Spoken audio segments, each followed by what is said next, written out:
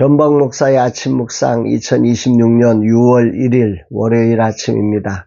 오늘은 시편 134편 1절로 3절 말씀을 통해서 밤에 서 있는 자의 찬양, 이런 제목으로 말씀 묵상의 은혜를 나누겠습니다.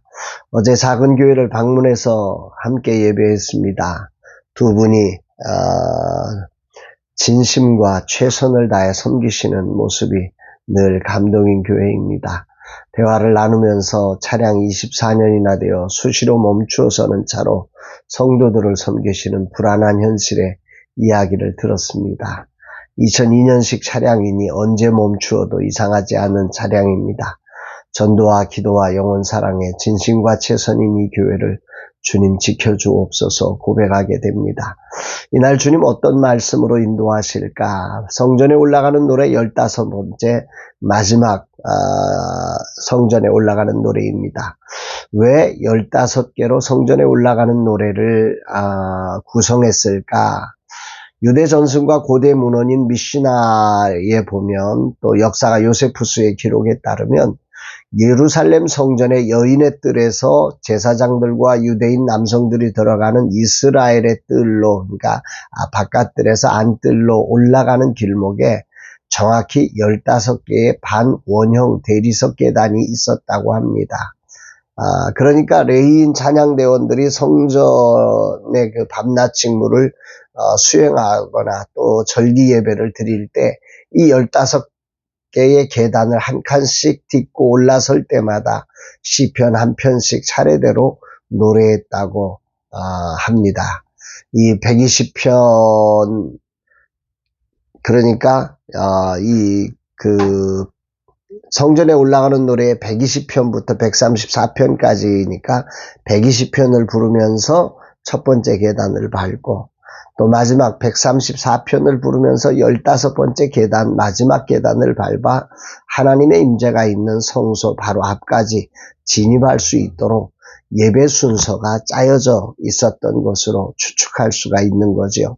이런 느낌으로 본다면 시편 134편은 이제 마지막 성전에 올라가는 그 마지막 계단에 부르는 노래입니다. 1절로 3절에 보니까 보라, 밤에 여호와의 성전에 서 있는 여호와의 모든 종들아, 여호와를 송축하라. 성소를 향하여 너희 손을 들고 여호와를 송축하라.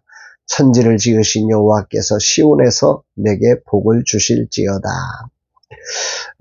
오늘 저를 멈추어 서게 하는 단어가 있습니다.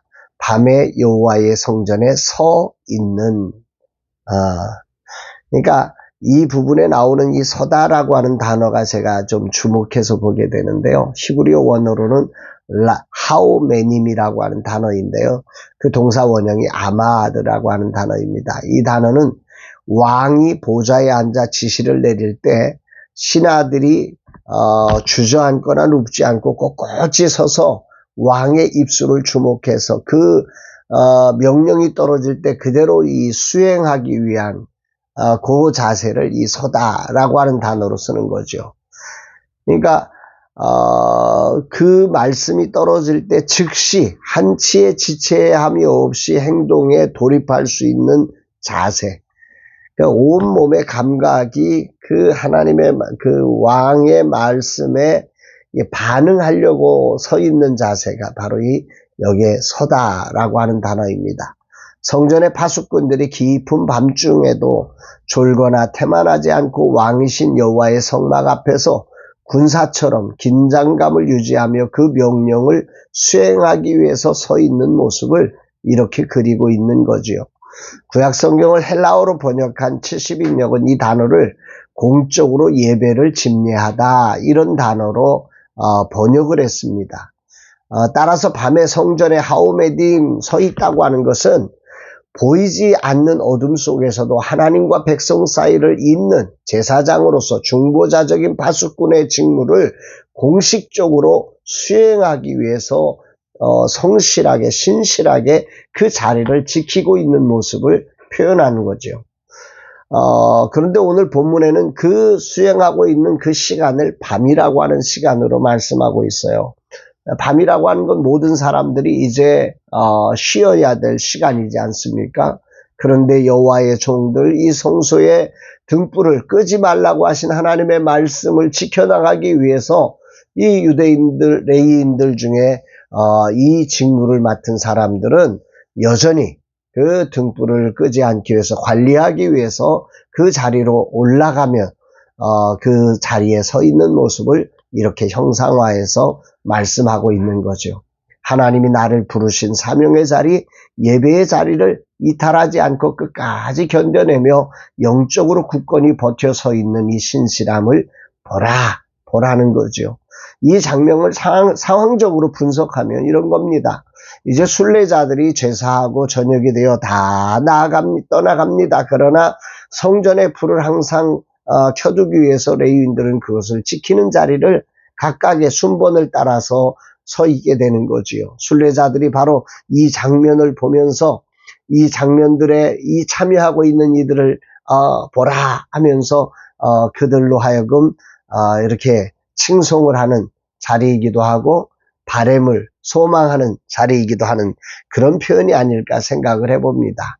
그런데 여기에 보라라고 하는 게 어제 시편 133편에서도 말씀드렸지만 이것은 사람이 만드는 어떤 작품이 아니라 하나님이 만드신 하나님의 은혜의 사건을 보라고 하는 감탄사로 나오는 장면에 이 단어가 사용된다고 보면 바로 이 정말 직무를 수행하기 위해서 그 밤에도 그 자리를 성실하게 지켜나가는 그 자리, 이 은혜를 한번 봐라. 하나님의 은혜, 하나님의 말씀 앞에 순복되어서 가는 이 기적의 이 현장을 한번 보라고 하는 이런 느낌으로 본문이 구성되어 있다 생각이 됩니다. 그러면서 그 은혜를 송축하라고, 그런 이 놀라운 은혜를 송축하면서 그 일을 감당하라는 거죠. 우리에게 베푸신 졸지도 주무시지도 않으시며 일하시는 하나님의 은혜로운 약속을 볼 때 어찌 송축하지 않을 수 있겠습니까? 여기 송축하라고 하는 히브리어 원형이 바라크라고 하는 단어인데 이 단어의 그 어원은 무릎을 꿇다라고 하는 뜻입니다. 그 일하시는 하나님의 은혜로운 통치를 신뢰하며 사명의 자리에 선 종들은 천지를 지으신 왕 앞에 그 사명을 감당할 때, 그 송축하고 예배할 때 어떻게 하는 거냐면 그분 앞에 굴복된 무릎을 꿇어서 감당하는 모습, 이게 송축이라는, 송축은 입으로 노래를 하는 게 아니라는 거죠. 마음이 굴복되어 그분의 은혜와 그분의 크심을 찬양하는 것입니다. 오늘 한 주간 사역을 준비하는 바쁜 날입니다. 또 아내와 결혼한 36번째 기념일이기도 합니다. 돌아보면 나는 주의 종으로 서 있는 자리에나 또 가장의 자리에 서 있는 자리에 충성하지 못했음을 돌아보게 됩니다. 서 있지 못했고 무릎을 꿇고 송축하지 못했습니다. 이제 새롭게 시작하는 나의 후반전의 삶에는 진실로 하나님의 은혜를 신뢰하며 내게 주어진 자리에 신실하게 서서 사명을 감당하는 자 되어져 가기를 다짐해 봅니다. 그럼에도 이날까지 이 종을 붙들어 주시고 은혜로 지키신 나의 하나님께 감사하고 또한 부족한 남편을 인정해주고 따라와준 아내에게 진심의 감사를 전합니다. 주님 감사합니다. 밤이나 낮이나 졸지도 주무시지도 않으시며 우리를 지키시는 하나님을 찬양하며 그 자녀된 자로서 사명의 자리에 서 있는 자가 되게 하옵소서 고백합니다. 사랑하는 여러분, 천지를 지으신 창조주의 절대 통치 앞에 겸손히 항복에 무릎을 꿇는 것이 진실로 예배자가 가지는 최고의 하나님을 향한 찬양임을 고백하게 됩니다. 여러분들에게도 이런 멋진 한 주간의 삶 속에 이런 멋진 하나님 앞에 서 있는 고람되어하는 거룩한 삶이 되어지기를 주의 이름으로 축복합니다. 사랑합니다.